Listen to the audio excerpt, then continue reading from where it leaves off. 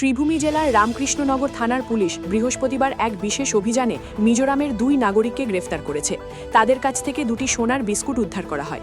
ধৃতরা হলেন জেহাওয়া লালমুন পূজা ও রেবেকা লাল রিনোমি। পুলিশ তাদের কাছ থেকে AS11AF 9183 নম্বরের একটি রয়্যাল এনফিল্ড মোটরসাইকেলও জব্দ করেছে। ধারণা করা হচ্ছে তারা ওই এলাকায় গোপনে সোনার বিস্কুট বিক্রি করতে এসে পুলিশের জালে ধরা পড়ে। উদ্ধারকৃত সোনার বিস্কুট দুটি আসল নাকি নকল তা খতিয়ে দেখতে পুলিশ তদন্ত শুরু করেছে। প্রাথমিকভাবে ধারণা করা হচ্ছে তারা কোনো প্রতারক চক্রের সদস্য হতে পারে।